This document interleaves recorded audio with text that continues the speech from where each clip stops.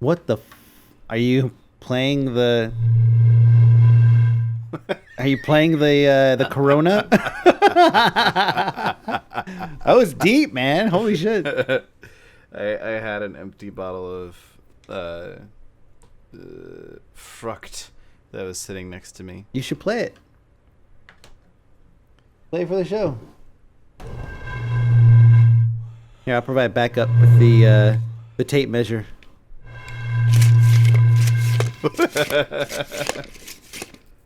I get the beat.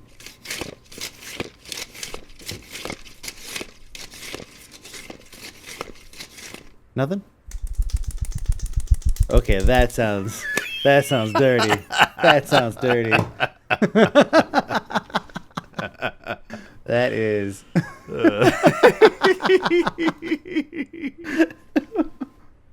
We're 12. Is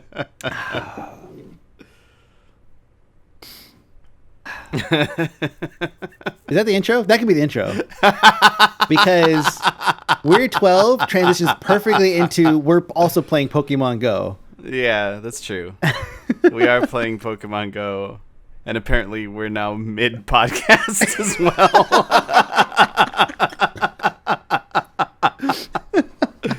Welcome to Don't Get Your Hopes Up, apparently. My name is Josh Allen, a.k.a. Lore, joined by a.k.a. Mike B, a.k.a. Mike B. I said that backwards. Over on the tape measure. The best tape measurer this side of the whatever. And playing the rubber band. That's what that was. Wow, that sounds dirty. Wow. Yeah, I never thought of that.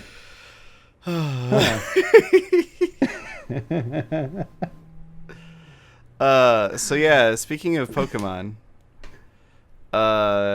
so it kind of works now, which is good. They came out with an update which remembers my login settings, first of all. Yeah, it remembers your login settings. Doesn't give them full 100% access to your Google account, which is nice. Which is cool. Yeah. But also, they seem to have done something, which makes it so the servers are now shitting themselves a little bit less.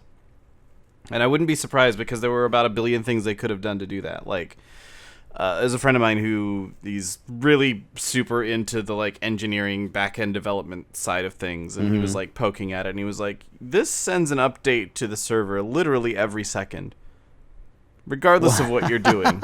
Every single second, it sends an update to the server." Wow. It's like, huh?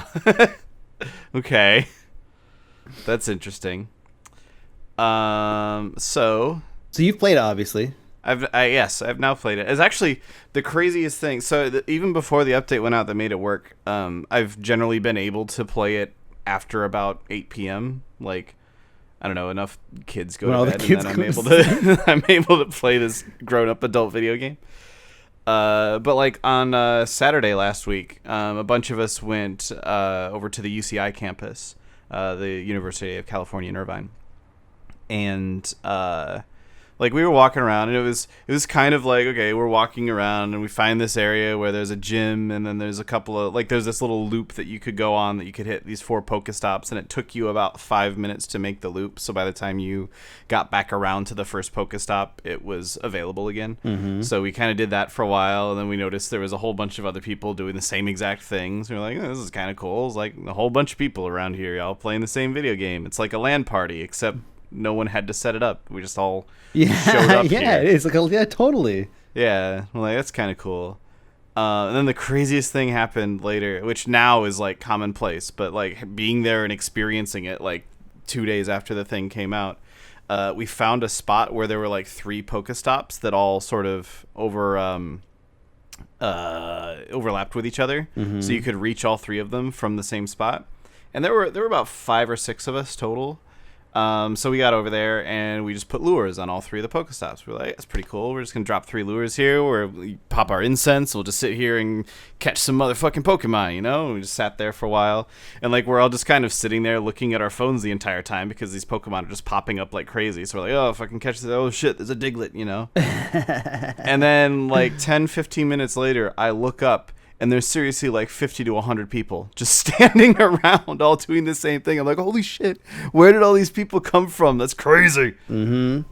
Yeah, it's, I was actually just today was the first time I actually went to kind of an occupied area where it's, because the area I live in is like, it's everyone here is kind of old or like clearly not the kind of people that would be playing video games, right? And so there's, like for example, like down the street, like I could probably with my 300 CP Pokemon just go and just stomp the local park, right? Because this is nobody there, right?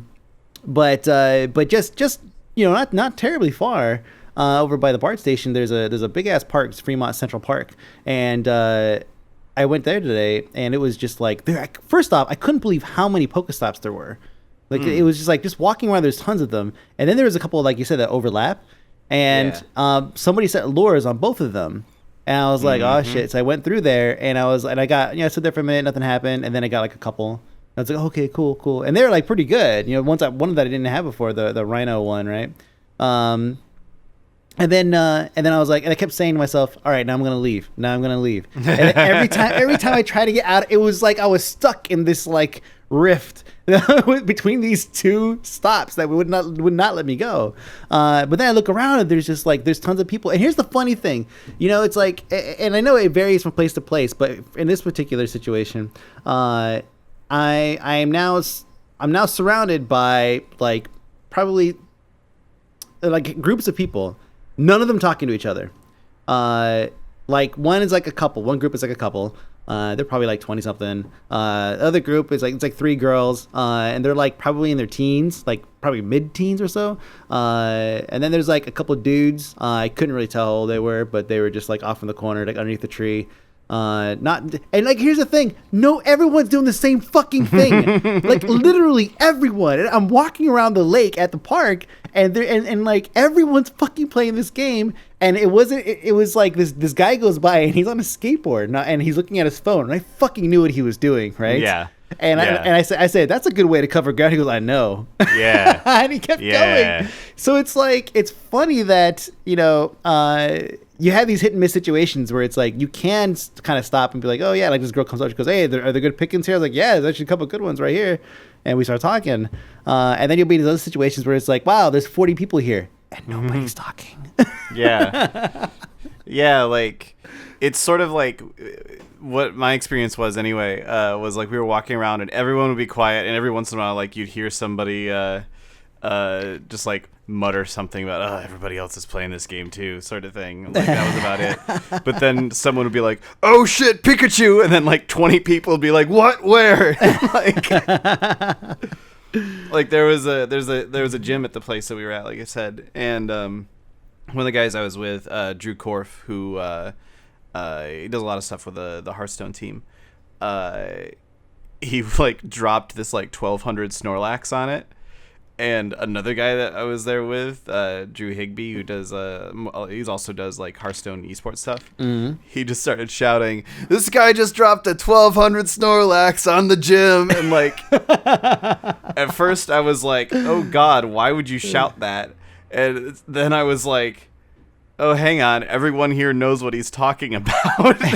Like, you look around and people were just, like, groaning. They're like, oh, like, God damn it. And it was, like, this brief moment of, like, I went through several phases of terror / excitement in my head. Because, like, at first it was, why would he even shout that? That's the nerdiest thing I've ever heard. And then it was like, oh, wait, hang on. Actually, everyone here knows what he's talking about. And then it was like, shit, what if Team Valor's here? Are we about to get our shit kicked in? It's so surreal, though. Like, yeah. and I know that this is the honeymoon stage, right? Like, everyone's playing. Eventually, like, the cool kids are going to fall off. Other people are going to just kind of trail off. But right now, it's this super strange, surreal thing. Like when you're walking around, and here's a group of 3 kids, probably like 17, 18 or something like that. And they just walk around in a group, and they're like, and they're asking people, they're like, Team Instinct, right? Yeah, like we were talking, like we're Team Mystic because we make good choices in life, and like we just happened to all be wearing blue, so we realized we were basically wearing gang colors walking around this place. We're like, holy shit, how long until the merchandise starts? Like, how long until red, blue, and yellow versions of like Pokemon trainer gear becomes available and people can actually buy them and like wear them around? And like, God, so here's the thing that really has my brain going crazy with this is it's obviously a lot of people like this thing. It's got a bigger installed user base than Tinder, and last I heard it was pretty close to passing Twitter. Like, and it's only available in the US and Australia right now. Yeah. So as soon as, you know, the entire rest of the world has access to it, like, who knows what's going to happen in like Asian regions or Europe, or like freaking Canada doesn't have it yet. Like, not that I think there'd probably be any Pokestops in Canada, because so they can put one on a moose. Then I think, no, I'm just kidding. Dang. But no, seriously, like it has this crazy, ridiculous installed user base already. So, like, the first thought I had was, I actually tweeted this the other day. I was like, I wonder what's happened to sales of like rechargeable battery packs. Oh man. Because like I got a second. I have the LG G5, which has like the swappable batteries, and I got a free one of those when I bought the phone as part of a promotion. And man, do I chug through those. Like, I went through 2 full batteries just that evening, Saturday night. And now I'm like, man, maybe I need to get more of those. And like Rachel Quirico was there, Seltzer was there, and she just had like this entire satchel full of like rechargeable battery packs. And I was like, okay, so we have a ton of these now in our like circle here. How many people have started buying these? And then my next step was, how long until Pokemon branded battery packs become available? And then someone on Twitter was like, what about backpacks? And I was like, shit. If there was a backpack battery pack that looked like Ash Ketchum's backpack, you could charge $500 for that thing, and you would sell 1 million of them. Like, that would just go like crazy. Like, right now, that market is ridiculous. You could, I mean, there's a ton of markets that are popping up, like these weird like niche meta markets that are popping up, like chauffeurs, where basically have somebody drive you around to like the nearest hot spot, you know, and you're like the hot Pokestop stop spot thing, right? Yeah, you know what I'm saying. And you know, that's as a pay, it's like Uber almost, right? You have, I mean, you could actually just go down with like some kind of battery charger system, like a large one or something, and just go basically drop 2 lures and just sit there and just charge people. It's like, yeah, man, if you want to charge, it's only, you know, $2. And so you spent, you know, money on a couple of lures or whatever, but you're going to make that money back charging people's phones while they sit there. Yeah. I mean, 30 minutes of use with Pokemon Go is pretty significant for a lot of phones, especially after, if you're talking about like later in the day when people have already been using their phones all day, they're sitting at like 50%. 30 minutes of time on Pokemon Go, especially with a couple of lures out and you're constantly using it, you're looking at some pretty significant use. So yeah, you could probably make a little bit of money. Little street entrepreneur right there. Just make a little bit of cash there. Yeah. Like, we were talking about, like, what if we ordered a pizza and charged people $5 a slice at like one of these crazy, ridiculous, like, right? Yeah, like, we'll just order 10 pizzas. We'll spend, I don't know, what, $50 on that? Yeah. And then $5 a slice. If there's 8 slices per pizza. It's a thing. It's totally like $40 back per pizza. It's ridiculous. It's totally a thing. So when I'd say this because it's hilarious. When I was in AIT in Georgia, there was this guy who used to come around base. I don't know how he got on base. Obviously, this is pre 9/11, right? He's this civilian guy walking around his base, old Chinese guy, and his name was Horny. Now, I don't know if there's some Chinese name that sounds like Horny, but his name was fucking Horny. And so we would like shout out his name, hey, Horny! Be like, hey, fuck you guys! And he'd come around with a fucking huge backpack full of like Chinese food. Like, when you go to like Panda Express and you get like a whole like plate with like 3 items or whatever, he had like preset like meals. And he had a whole, like a huge monster fucking backpack full of them. And Horny would just come in and fucking save the day, and we'd all get Chinese food. We fucking loved him. But so yes, what I'm saying is like this like buying a pizza and going somewhere where there's a lot of people and charging per slice thing, like just kind of on a whim, like that's yeah, it totally works.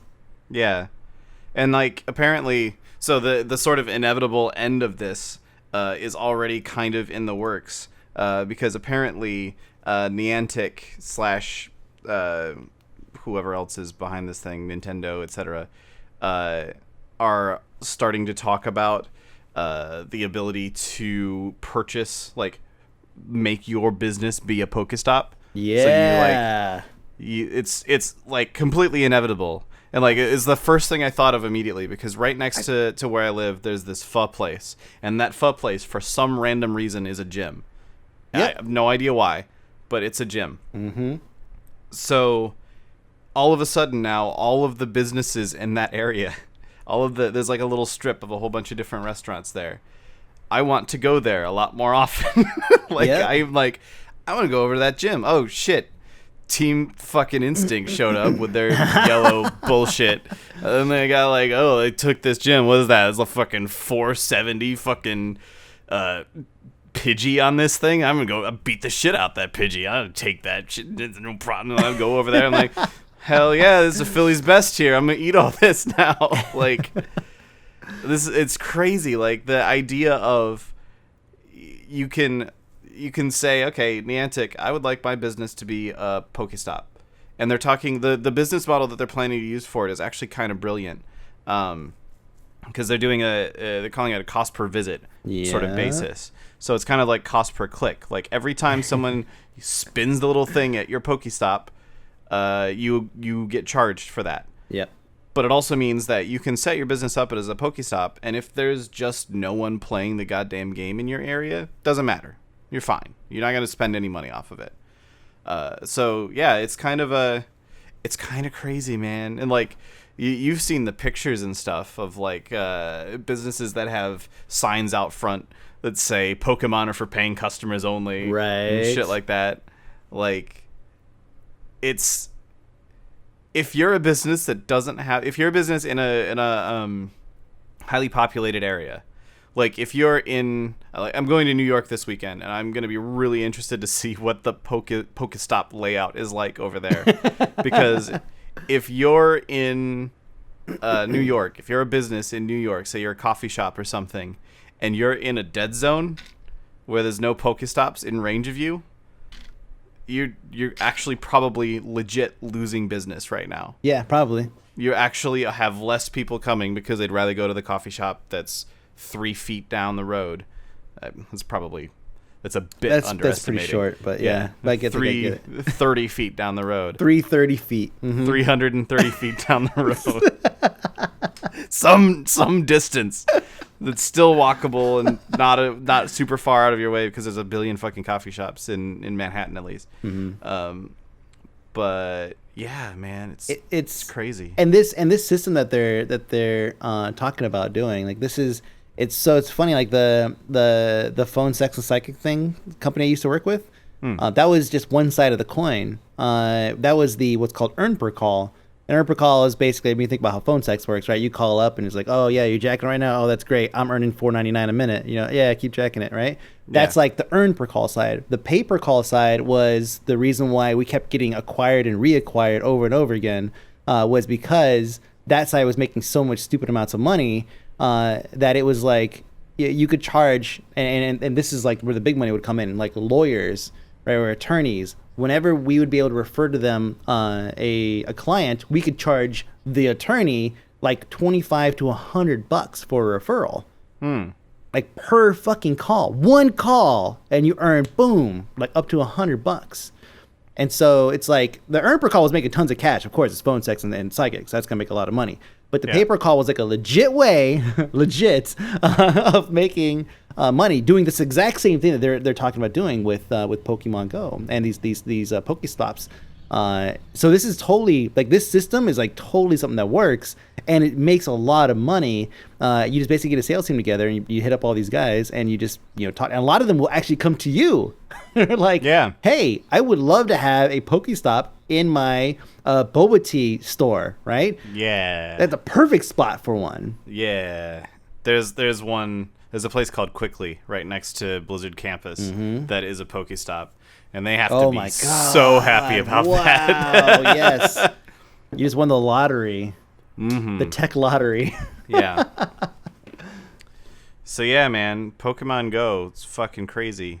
And they have to already be making fucking bank off of this game just because of the installed user base. And that's the other thing too, is like all this crazy shit we're talking about. It's 100% inevitable. Like, it's going to happen. And the reason I can say that is because their installed user base is already so crazy that they could lose 70% of it and still be one of, if not the biggest mobile game on the market. Yeah, no, seriously. I mean, I'm pull up the stock right now. So let's see. Let's look at the 5-day. Man, I wish I had invested in Nintendo a week and a half ago. No. So yeah, Monday, July 11th at 9 a.m. Let's see. They were at, that's freaking yen. That doesn't help me at all. God damn it. Well, fuck it. This yen. 18,595. And then Friday, July 15th, today, basically 26,830. That's huge. That's like a freaking, that's a 50% increase. Yeah. More than. Yeah. Actually, no, it's about 50% increase. Yeah, that's crazy. For people that don't normally watch the stock market, a good week would be that they went from 18,000 to 19,000. Like normally, like they did pretty well this week. Yeah, their brand new game they just launched is #1 in the charts. Yeah, good job. They went from 18,000 to 19,000. Yep. And instead, it's like, what? Yeah, it's nuts. So it's like, yeah, Nintendo's basically making bank. Everyone's fucking playing it. Like, it's funny, my brothers are playing it, right? My two brothers are playing it, and none of us had talked about it prior. And it, like, my brother, one of the brothers, like, he started posting stuff on Facebook. And then I made a comment about it, and I texted him. I'm like, hey, what color are you, whatever, because I didn't know the names of the fucking teams, right? and we start talking, and then he's like, oh yeah, Chris plays. I'm like, what? Like, fucking, he plays it too?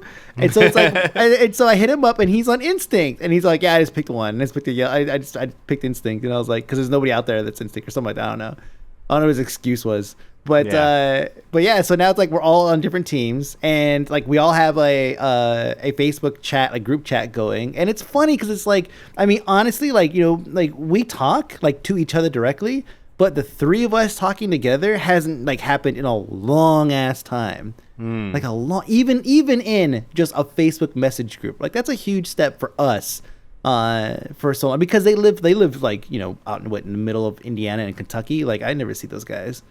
So it's like, it's great. It's like, and I can imagine this happening all over the place. Like, people are just like hooking it. Oh, hey, you play Pokemon Go? Hey, yeah. You picked the wrong team, dude, or whatever. Yeah. Yeah, man. The like team rivalry is, for the teams not really even mattering at all. It's kind of crazy how incredible the team rivalry is. And I think a lot of it is like, it's kind of genius in a weird backwards way. Mm-hmm. The fact that you can't change your team at all ever kind of means that when you pick one, you really want that to be the right choice, no matter what. Like, in the back of your head, you're like, no, yeah, I made the right choice. Fucking Team Mystic. Yeah, that's it. Team Mystic. We're the nice ones. We're the ones that we like everybody. Team Mystic. Yeah, we're blue. We're really, really nice to everybody. It's fucking Valor that just shows up and shits all over everyone. Fucking Valor assholes. Those pieces of shit. And then Instinct. Pff, fucking who even does whatever. Yeah, no, it's funny. Like my brother sent me this thing because we were talking about colors, right? And he sent me this. Because I said I was red, and he said, oh yeah, he was Mystic. I was like, well, what color is that? And he was blue. And I was like, Alliance Scum, because he plays WoW, right? I said Alliance Scum. He's like, hold on, I got to pull it up. Here it is. I said, he goes, how's that work? Alliance blue, Horde red, yellow is, and I said yellow's Wildstar. And he goes, no. and then he links me this chart. I don't know where he got this chart from because I can't find it online. But basically it's the three teams and like their traits or whatever, or their mantra. And so it's like for Team Instinct, it's respect, individuality, achieve, liberty, dedication, purity, instincts, right? And then his was honor, unity, triumph, stride, clear, effort, mystic. And I said, you realize literally the acronym the scum is in there, right?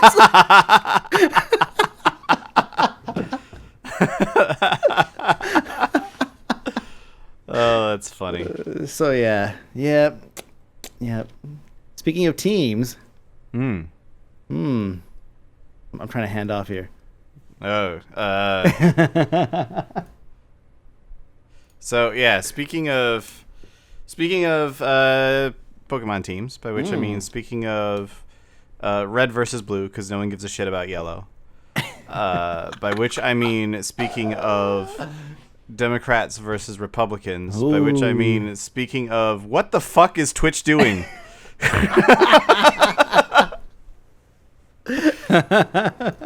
So apparently Twitch is going to be streaming the Republican and Democratic national conventions. And that's like, so, okay.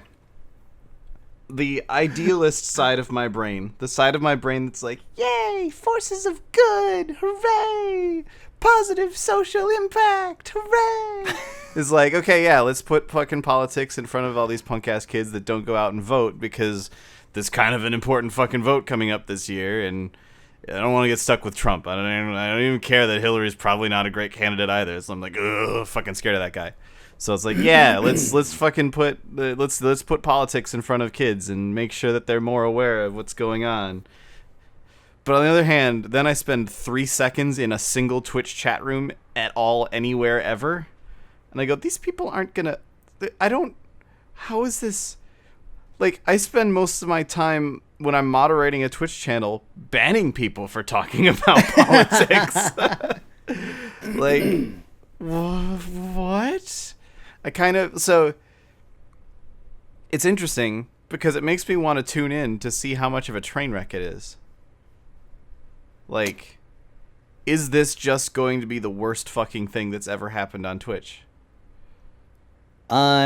Yes, but I think it's going to be positive. Yeah. I think that them doing this, at first I was like, oh my God, like, get out of here.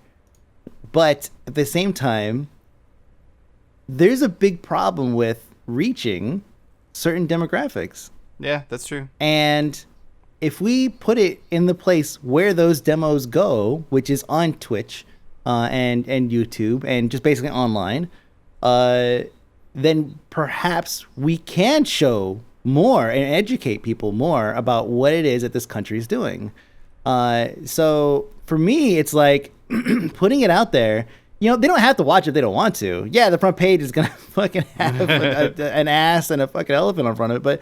But still, it's just like, it's going to be I think it's something that is good. And you know what? If they want to set up a fucking webcam in Congress and wherever else they want to put it, right? Just put like, the normal stream they typically do all day that nobody ever watches on like MSNBC or whatever. If they want to put that shit on Twitch, I fucking guarantee you that people will watch it. Right? And not only people watch it, but they will we'll get clips from it and we'll find out things that we normally wouldn't. Somebody will be like, hey, like, they just voted on this fucking thing. And I'll be like, holy shit, I didn't know they were doing that today. But thank God there's an army of people on Twitch that's watching it because they're bored and they're at work and they just made a quick clip of it. And so now I have this record of it. I don't have to. I mean, I see this kind of stuff on on Reddit, where somebody would have to have the stream up and recording it or something, right? Yeah. Which is, so we have to hope that there's that one guy or those whatever 3 guys catch this thing. But I have a built-in fucking DVR and highlight system already in Reddit, or sorry, in Twitch, so I can get those things out of it. I'm like, fuck yeah, like put it out there. I would love to see, at these conventions, these highlights from the Democratic and Republican side pop up where I could go through and watch them in a format that I already use every day. Yeah. Yeah, like, and that's kind of what I was saying as well. Like, the whole idea of let's put politics in front of the Twitch audience, because there's a fucking lot of us, and a lot of us don't vote. Like, I do, because I've decided it's important. But a lot of people just go, whatever. I can't do anything that changes anything. And there's lots of reasons they're probably correct. Yeah, but, sure. It's like, I think it's important to get this info to those people. And like, it's the modern world at this point. People under the age of fucking 25, 27, 20, 30, like at this point, so many people don't watch TV, don't watch the news, don't read the news, don't give a shit. You get your news through social media. Are my friends upset about something? If yes, I find out about it. If they're not upset about it, then I don't hear about it. That's kind of how people are nowadays. It's true. So getting this sort of thing in front of people, I think, is actually, like, this is actually huge for American politics, in the sense that it's going to be tapping into this audience that, maybe only 10% of them actually pay any attention to it and do anything about it. But that's 10% that wouldn't have paid attention at all otherwise. So, yeah. Yeah, getting this out here, it's funny. Like, I saw a back and forth between a couple of people that 2 people who I respect, talking about, both of them were on either side, keep Twitch, gaming only, or keep politics off Twitch. And the other side was like, no, this is where these guys are at. Like, put it in their face, so that way, I don't want to put it in their face, but like make it accessible to them, even to me. Like, I don't have TV anymore, so it's like I need a place to watch this stuff, and so this is a great spot for it. But okay, so a month ago, I would have laughed if you told me that, social eating, like, that would be a pretty great.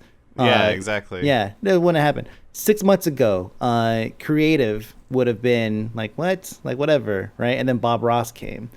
Like, that's the thing. It's like Twitch is evolving, and a lot of the things I'm just like, what are you even doing? Like the Twitch eating thing. I was like, what are you fucking doing? And then I sat here and watched a fucking webcam of this like South Korean, like, this street side shop. And this guy was just sitting out there. These people are just sitting out there eating, and I'm just like watching. I'm like, wow, this is great. Like, I never see a live. I never look at live streams from South Korea, or any random country, unless it's a girl doing a thing. But I never do that. So it's like it was interesting to me, and I could see the appeal of the social eating thing. Like it kind of makes it. All of us who are on here already eat.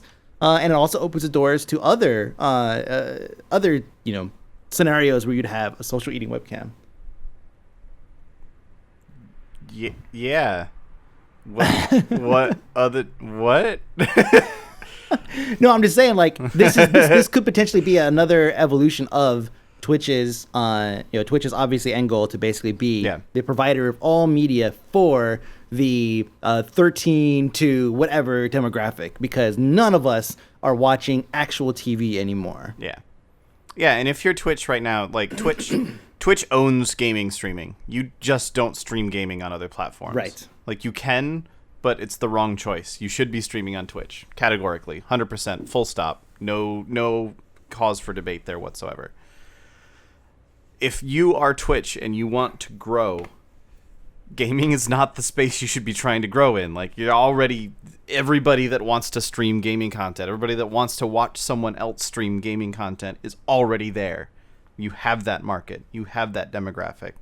if you're Twitch, you need to be reaching out into other types of things. Social eating is an interesting sort of experiment in that direction. This politics thing is an interesting experiment in that direction. I'll be interested to see if Twitch ends up going in the direction of like having people doing shows like The Daily Show or Last Week Tonight and stuff like that. Like that's something that obviously the same demographic is sort of interested in, the sort of like news/comedy side of things. I would not be surprised at all to see Twitch start looking into actually having contracted programming and stuff like that in the next like 3 or 4 years. Like these are all things that Twitch, if they want to continue to grow, needs to be looking into. So yeah, it totally makes sense. Like I actually think it's a really smart choice in weird ways. I think the chat is going to be fucking cancer, which is totally fine. Yeah, like let them do whatever they want to do. It means that they're watching.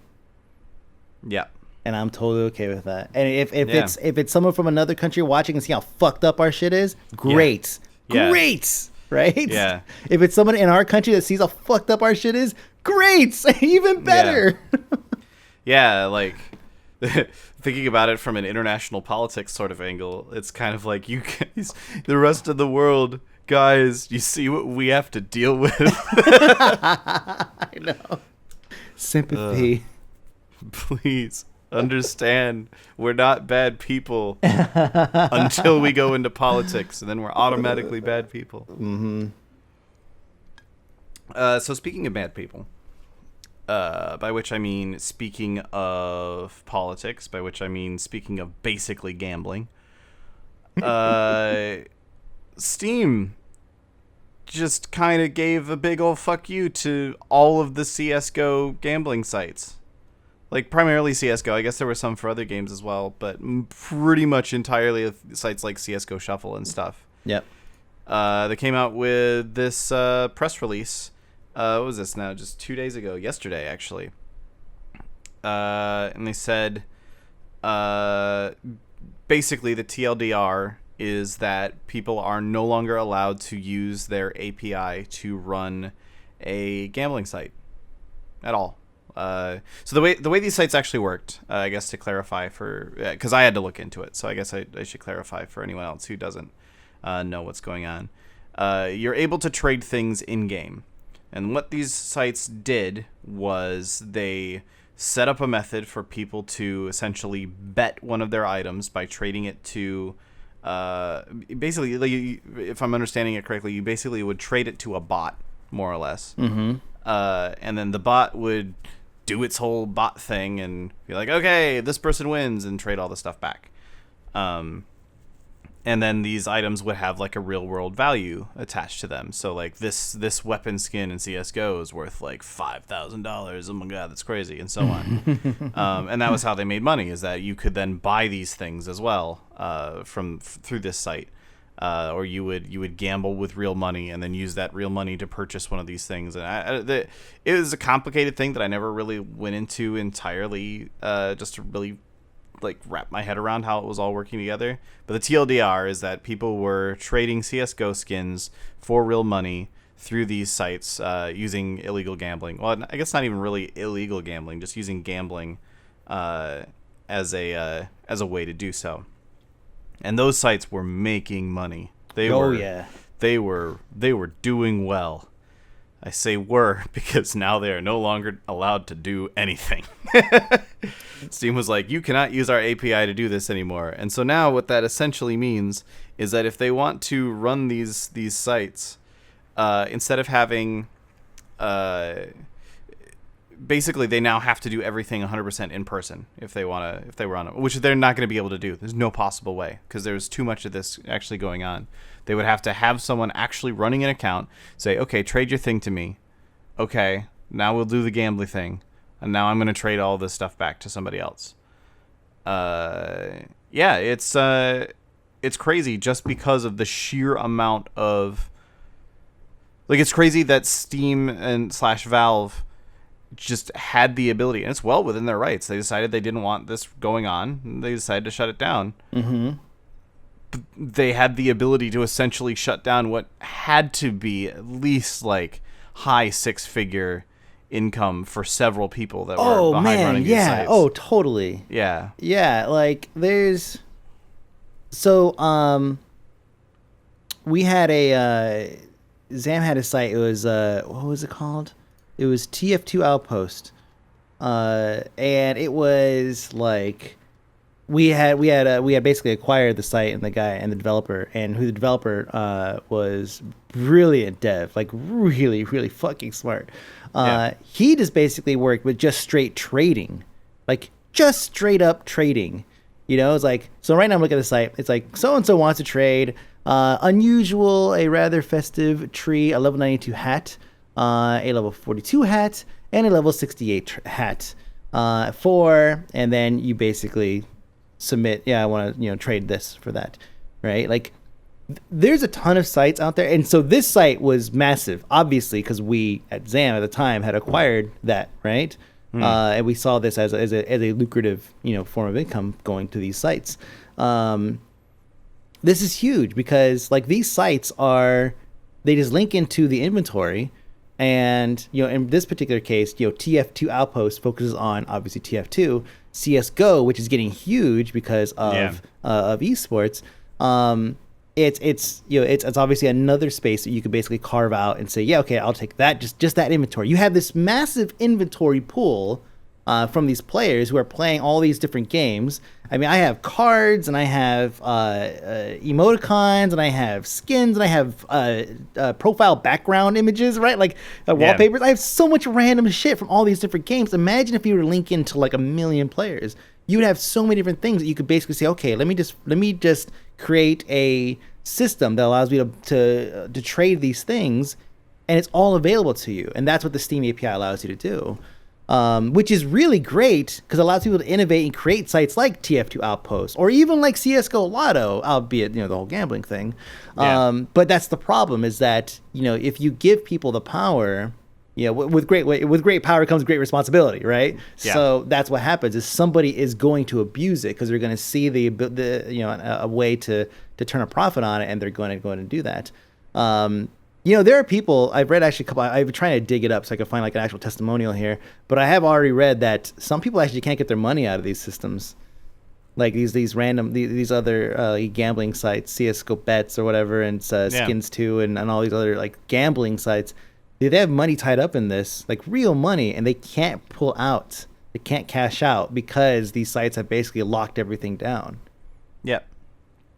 Yeah, and like, the other side of it as well is just that they were being marketed to kids, which is like that actually is just straight up illegal. And you can say that they weren't being marketed to kids; they were just being marketed. And so what if the primary demographic happened to be at an age that was illegal for gambling? That's not how the law sees it. Like, you have to literally be finding ways to, like, they weren't properly checking age. They weren't properly checking identification or anything. Right. Like these sites were, they could easily be categorized. I don't know that there was ever like an actual lawsuit involved in which they were like, someone looked at it and said, okay, yes, legally this is a gambling site. But they probably would be categorized as gambling sites if that were to take place.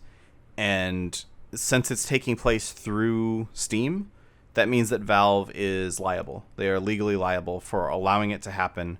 It's kind of weird the way laws like this end up working. It's sort of one of those, like, as soon as the company knows about it, or at least can be expected to know about it, and there's no way that anyone could ever argue that Valve did not know about CS:GO Lotto or sites like that. Yeah. Of course. Like that would not fly in court. And so as soon as a company can be demonstrated to know about something like this and does nothing, they become liable. So yeah, like, it was kind of inevitable. Like, the way these sites were sort of playing fast and loose with gambling laws is never a good idea. Like, you grew up in Vegas. I'm sure you know as well as anybody, like, how much as soon as you move out of that region, the gambling laws just get like so strict in so many weird different ways. Even in Vegas, that's the thing. It's like, even, I mean, you've seen Ocean's 11, right? Have you? Yeah. It's one of my favorite movies. So when Matt Damon walks up to what's his face, and he's like, oh yeah, so and so with the Nevada Gaming Commission. And he's like, oh yeah, I always got time at the NGC. You know, it's like the Nevada Gaming Commission is like a mafia, right? Like, right. They run shit in Nevada. They run such a tight ship. And you know, there might be some like weird like political loopholes and stuff in there, whatever. But for the most part, like they are a respected and also feared governing agency in the state of Nevada. And every state has their own, you know, system in place. But yeah, like you're saying, like these things are tightly regulated for a reason. Yeah. For a reason. And you can't just play fast and loose and just, you know, go in there and do it. But here's the thing though. If it wasn't for people catching them doing this and putting it together and finding out, like, would that be a problem? Like you said, Valve knew about it. Of course they fucking knew about it. I knew about it. Everybody knew about it. We just never looked at it in the light of, well, is this legal or is this still the wild, wild west? Valve as a company should have recognized, and maybe they did, maybe they didn't, who knows. They should have recognized, hey, this is a gray area and we need to figure out, like, is this something we can allow to happen? Or can we block it? Because they're using just the API that everybody else uses. All the sites that tell you how many years it's going to take for you to complete all of the games in your Steam library uses the exact same API that they're using to access your inventory to gamble. So they can put a block on it to say, hey, yeah, you can't do this. We don't allow that stuff. And just write it into the terms of service or whatever. They could have done it. Yeah. I mean... I don't know, man. I think that if you're a company like Valve in this situation, especially with how much it's been coming up in the news lately, like after it was just last week we were talking about the guy who was like, yeah, I won $13,000 on CS:GO Lotto. Turns out he fucking owned the thing. Like with all the shady shit that's been going on around this, I don't know, man. I don't blame them at all for being like, yeah, just no, just straight up no. Like, no, fuck you guys. Stop it. Just play our goddamn video games. Yeah. Well, I'm glad it's over. It's crazy, like, you know, like how quickly it went from, hey, this is the thing, to just the gavel comes down. Yeah. And those sites are now just fucking gone. I mean, it's funny. I feel bad for people that have their money tied up into it, but at the same time, it's like I don't. But I do. It's like not everybody understands gambling laws. Yeah. You know, not everybody will look at it and say, yeah, this is a gambling. I should probably be careful with my money. You know, they probably just like, you know, like when online poker was a huge thing. It's just like, oh yeah, I could just do this, no problem. You know, but those people maybe weren't around for that when that got tightly regulated. Yeah. So, well, and for all we know, like maybe these guys were a week out from like going. Like maybe they were already talking about, okay, we need to figure out how to make all this 100% legal before Valve puts the hammer down on us, sort of thing. Mm-hmm. Like for all we know, maybe they were working on that, and now they don't have the option to because Valve shut them down. Like I kind of doubt that's the case given the shady shit we knew was going on already, but you never know. Yep. Rip all those sites on all that money. Yep. All gone, never to be seen again. It's all been burned. So speaking of things that are gone, never to be seen again, I guess I'm just going to go directly into this one because I don't really know much about it, but I'm sure you do. What's that? So there's this game. There's this game. It was very successful on Patreon, taking in $42,300 a month. It's called Breeding Season. Yep.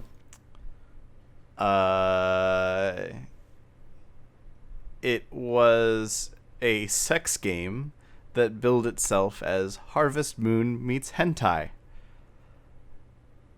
So that's a sentence I just said. But the interesting thing about it isn't that it exists, because, I mean, it's the internet. Of course it exists. Yes. The interesting thing about it is it just up and disappeared.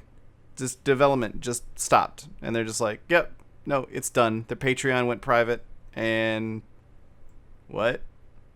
Yeah, it's so.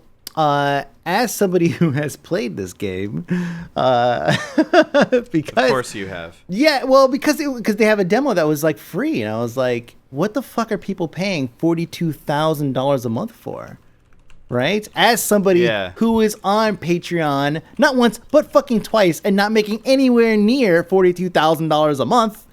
What the fuck are these people paying for? Right? And so I go and I check it out, and it's so here's the way it works. So you start off, they give you you have like a farm, like a ranch, right? And you get a male figure and a standard issue hentai female humanoid figure. Now, the reason why I went to describe the female so thoroughly is because the male is a fucking werewolf-looking thing, right? It's it looks like a werewolf, like a dog, right? With like a thing bigger than like my entire leg. Okay, it's just ridiculous. And so you basically get them, you match them up. You have like all these dossiers, right? These files, and you basically like say, okay, let's see, in Retainer 3, we're gonna have Ruffle Silkskin and Lady whatever, and they're gonna go at it, and then you basically milk them for whatever they secrete. It's so fucking weird, man. Like you basically milk them, or you get a byproduct of them getting it on, and you watch them have sex, and it's like it's the strangest thing ever, because you're watching these. You know, this cartoon, like they have sex, and then they go through all the positions and all that stuff, and you can just sit there and click next position, and then it yields a thing. It's like, oh yeah, burning. You now have X amount of I don't even know, like werewolf semen or something. I have no idea. And X% less self-esteem. Yeah, and then you go to the town. And of course, every shop owner is like either super ripped or has huge breasts, right? And so you go to the town, and actually I went to this one shop, and I went into the back, and I caught the girl playing with herself, and I ended up having sex with her. So that was cool. And because that happens all the time, right?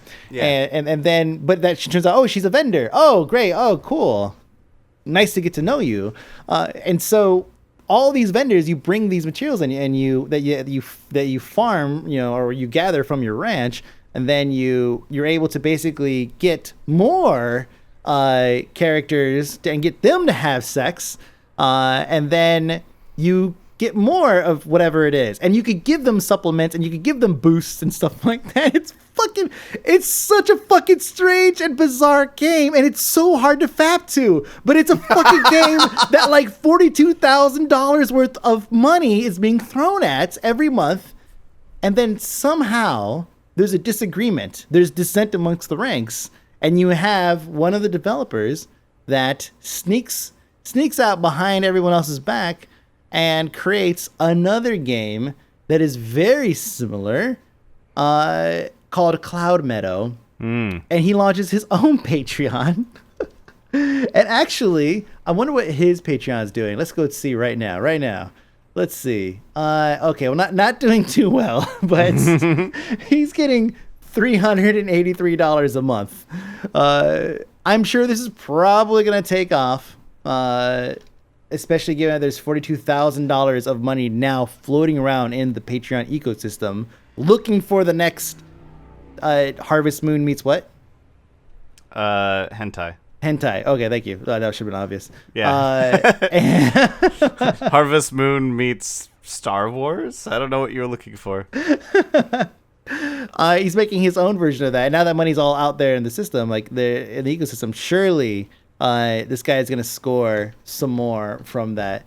But yeah, it's just this bizarro story from a game that is, I mean, the fact that the guy snuck away and like made all this money, and then somehow now I guess he must have been a core developer, because they made the entire thing go private. if I was a developer and I was working on this game, I would be like, $42,000, I could fucking hire another dev, even if it was the main guy, you know? I'll hire someone else to come in here and go through this shit-ass code and figure out how to continue adding werewolves and succubi to this game. Yeah, so based on the Kotaku article, it sounds like whoever put this game together, whoever put this project together, made some very terrible choices. And I'm not talking about what game they were going to make. They they basically set this guy up with a contract where he retained all the rights to the art that was produced for the game, for all the art that he did. He was able to retain the rights to all of it. And not just retain the rights to all of it. It sounds like there was not a...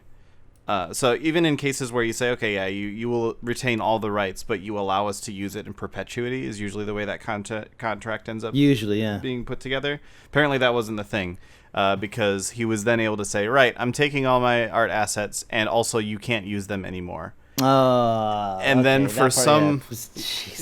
and then for some reason... it also, the way his contract was worded, and this is according to the breeding season devs, like this is according to the people that are getting fucked over. Yeah.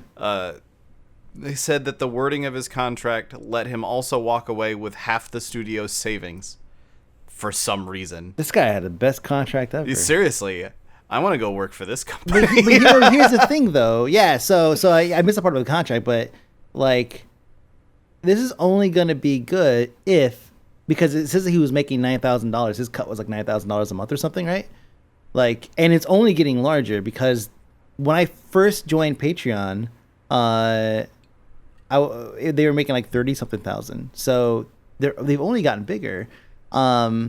He's sitting at $383 right now. If he doesn't break $9,000, or maybe he doesn't like the people he worked with and he wants to be a solo act or something like that. So if he doesn't break a certain amount of money, like probably say maybe $5,000, this is a total fucking loss for this guy. Yeah. Like he wanted to, I don't know, like snub his neckbeard at these guys and fucking go and make his own, hentai project, and now he's gonna end up losing thousands of dollars a month. It's fucking crazy. Yep. I know. Maybe the studio's savings, like maybe they actually, if they were making fucking $47,000 a month through their Patreon, like you figure however long this has been around, if it's been around for a year, then that's like basically it's like $240,000 if you take half of that. Jesus that he could Christ. just walk off with. Like obviously they're gonna have operating costs. Sure, yeah. But he's definitely walking away with a significant amount of cash. Yeah. So yeah, snubbing his neckbeard.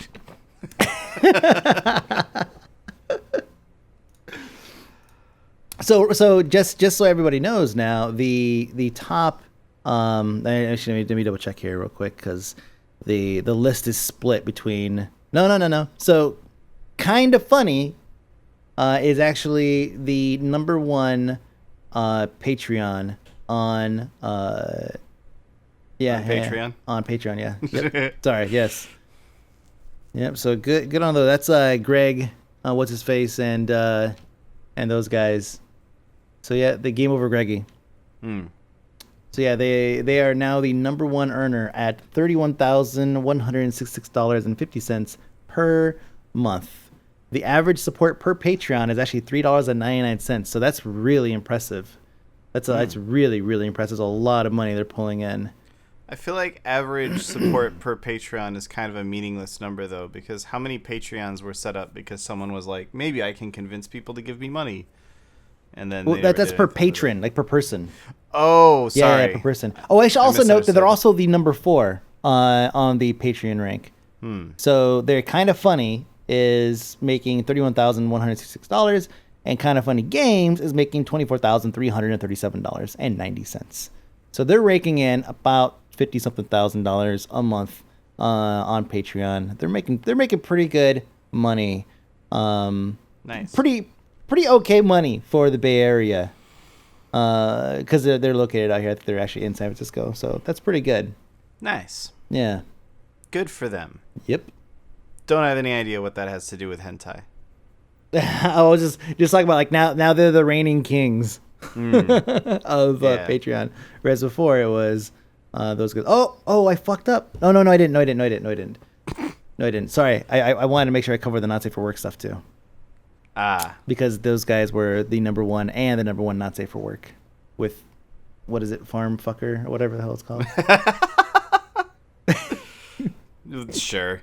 That's what they should have called the new game instead of Cloud Meadow. Just get straight to it, man. Yeah. Just straight to it. Yeah. So speaking of getting straight to it, I don't know where I'm going with that. Just read the next thing. Done. So speaking of getting straight to it, by which I mean speaking of cutting out the middleman, by which I mean speaking of going directly to the source. Dun, dun, dun. The NES Classic Edition kind of came out of nowhere today. Yeah. And it's kind of interesting. I mean, so there's been a billion things like this in the past where it's like you see 100 of them at like Target or whatever. You go through and it's like, hey, you can play a whole bunch of Atari games on this Atari-like joystick that has an HDMI cable, so you plug it directly into your TV. And it's like, oh, cool! I get to revisit such masterpieces as, I don't know, fucking, what was that weird spider game where you went around the edges of it? God! I think Why can I not remember the name of that game? Whatever. I'm gonna go with a different example. You can experience such masterpieces as Asteroid with its 0-bit graphics in wonderful 1080p. Yeah. So it's interesting. Like, it's been around. Tempest. Yes, that was it. Tempest. Oh my God, that's right. Yeah. So that sort of idea has been around for a while, but now Nintendo was like, fuck it, we'll do it too. Hot off the heels of Pokemon Go, apparently they were like, you know what we need to do now? Re-release our classic NES. So they came out with the NES Classic Edition, which is basically that same thing again. It's just, you have a little box that you plug in. It has 30 games preloaded on it. You can't put cartridges in it. You can't, like, go back and play your original NES cartridges or anything with it. It's literally like you get the 30 games that are pre-installed on it, and that's it. Yep. But like the games that are pre-installed on it are stuff like Mario Brothers, obviously, Metroid, Zelda, Kirby. Like there's some good games on there. I mean, so the Nintendo was my childhood console, right? Right. It is like, this list is fucking amazing. Like, this is, if I were to sit here and have to like write down a bunch of like games, you know, just on my head, go like 10 games or whatever, like this would have probably been like all of the games I'd have picked would have been, or sorry, most of the games I'd picked would have been on this list, because this is, I mean, it's got Kirby. Yep. It's got Mega Man 2. Doesn't fuck around with 1 or 3. Those are two good games, sure, but Mega Man 2 was the best. It's got Metroid. It's got all 3 Mario Bros. Yeah, it's got Super Contra, which in my opinion was better than Contra. It's got Zelda and Zelda 2. Yeah, which is weird. Zelda 2 was a very weird game. Which is, I mean, this also like plays waltz with Castlevania and Castlevania 2. Like those are two very different games. Yeah. This is great. Like this is such a fantastic collection of games. It's got Excite Bike if you want to relive Trials Fusion, but minus all of the features. It doesn't. It's funny. It doesn't have, the only thing it doesn't have that like off the top of my head that I can think of is actually Tetris. But it does have Dr. Mario. That's true. Which is an outstanding game. And this is actually why my wife linked it to me. Because she's like, I had an emulator set up on the Wii, and she actually sat there on the hardest difficulty level, and she played for 6 hours straight on the hardest difficulty level because she was bored. Wow. Like, yeah, when she was pregnant with Declan, and she was just like, just sitting on the couch. She couldn't go to work. She was basically waiting to have the kid, and she just sat there for 6 fucking hours straight and just played Dr. Mario on the hardest difficulty setting, and just it was nothing to her. And so anyway, so yeah, that's why she hit me with this, and I looked at this list. I was like, holy shit! Like, this is $60, man. Yeah. Yeah, and so, like, a lot of people have been talking about the $60 price tag and being like, oh, why would I pay $60 to play NES games? And, I mean, I can sort of see that if you own a computer and thus have access to emulators. Like, sure, there isn't really anything on here that you can't experience, sort of, through an emulator and fire up Nesticle or whatever, and go through that. Like, sure, you could technically do that, but I don't know, man. I'm a bit of a classic games hipster like this. I feel like you're not really experiencing an original NES game if you're not sitting on a couch. You're gonna need to find a shitty TV to plug this thing into. You can't do it with your nice like 4K Samsung smart TV. No, Yeah. you need something that you can barely see what's going on, and you need to. The most important bit is you need to hold this uncomfortable ass controller. That is going to be a thing that makes or breaks this thing, dude. Yeah. I have a like an aftermarket like USB NES controller, and it doesn't feel like the buttons feel okay, but like the D-pad doesn't feel right, and that kills it. Yeah. This has to be perfect. It has to be perfect to make that happen. Yeah. It has to be perfectly uncomfortable, like you're saying. Yeah, exactly. Like you need to hang on to this, and after playing a game for half an hour, have weird little bumps in your hand and cramps, and just like you need to hate yourself after playing on this for too long. And then you will understand what playing in NES was like back in those sorts of days. Yeah, I mean, I don't know that I'm going to get one. I don't know that I really care enough.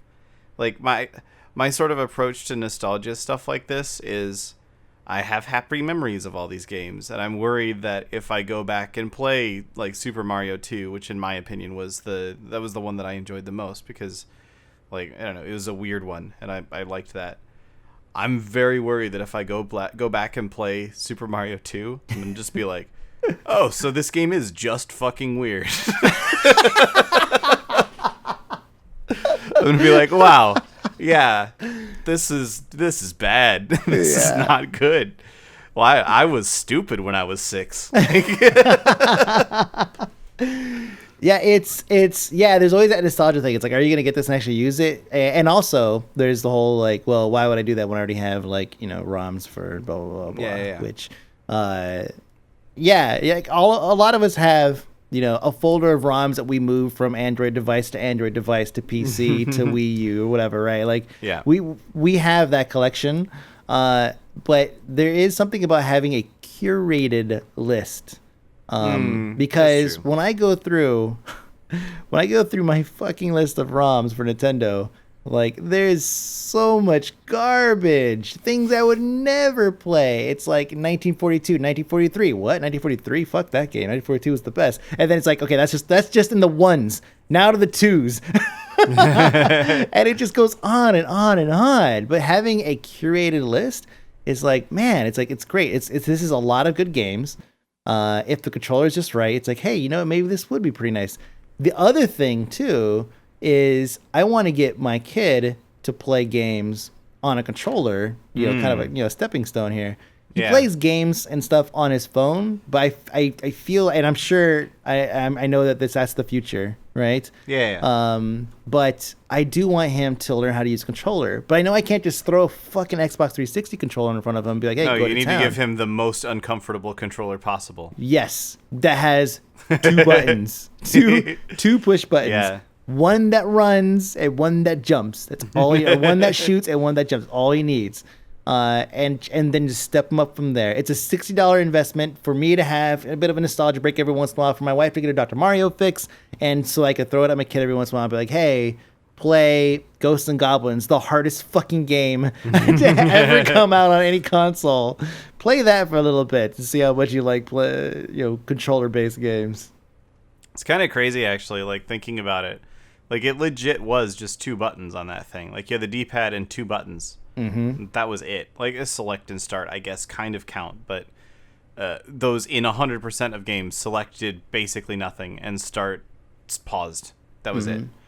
So it was 2 buttons. And so there's all these games on this list, and all of these are very different games with 2 buttons. And you think about, like, compare that to nowadays. Like, there's Final Fantasy on here. And, like, Final Fantasy games nowadays, it's like, oh, God, okay, you got to do your limit break, and you got to do this thing, you got to do that thing. And back then it was like, you're going to navigate a fucking menu, and then you're going to push a button.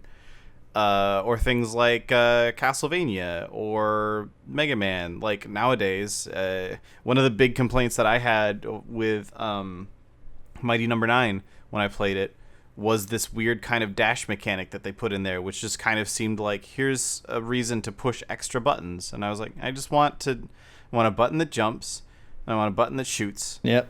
And I want to hold down the button that shoots so that I can shoot better.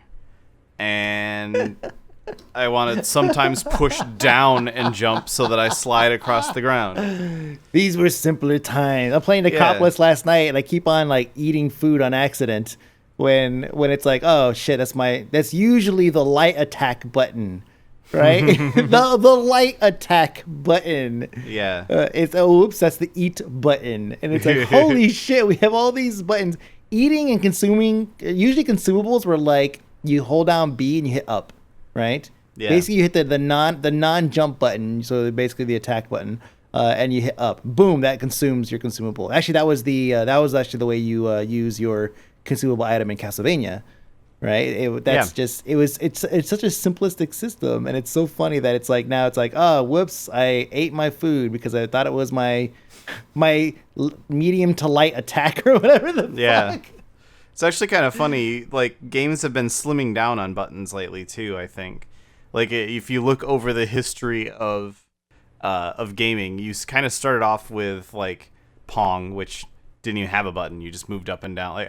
It technically had a button that was turn it on, and that was about it. Otherwise, it was move up, move down. And then you go through the years. Eventually, you get to like the original Xbox, which had the actual most uncomfortable control. Like, it was a console in your hand. Yeah, it was the most uncomfortable controller ever until they came out with like the S version. But like the Xbox had Steel Battalion as well, which was like the game that was like, okay, so this is you're actually going to pilot a mech. And so in order for that to happen, we've developed a controller with fucking 5,000 fucking buttons on it. And it almost seems like the gaming industry at that point, like, sort of looked at Steel Battalion and went, all right, maybe we need to chill the fuck out. And ever since then, like, it's been going back and going back and going back. Like, MMOs nowadays have fewer and fewer and fewer buttons. Even the new ones that come out. Like, obviously, people are going to talk about, oh, World of Warcraft, you're pruning all the abilities. I don't have any buttons anymore. World of Warcraft still has more fucking buttons than half the new MMOs that come out. It does. Like, compare it to Guild Wars 2, where you have, like, 6 things that you can do at all ever. And sure, you can switch between different sets of 6 things, but it's at a given moment, you only have to think about 6 buttons. And, like... Yeah, like the most popular game right now is probably the PC game anyway, is League of Legends, in which you have, 6 buttons? 7 buttons? I guess if you count, like, inventory, you're going to have a couple more than that. But, yeah, like, it's interesting that we're kind of coming back down from, like, game design means give people 1,000 different things that they can do, and getting more into the direction of, you know what, actually give people, like, 10 things they can do and make them be clever with those 10 things. Yeah. Make them think about the right time to do those 10 things instead of just, mash my buttons. Yep. Yeah, so I'm all over this thing. 11/11. That's when it's coming out. For $59.99, and it's small enough to fit in the palm of your hand, apparently. I don't know how big this person's hand is in the picture, but I'm guessing that it's probably like my hand. I mean, that's as big as my tape measure here.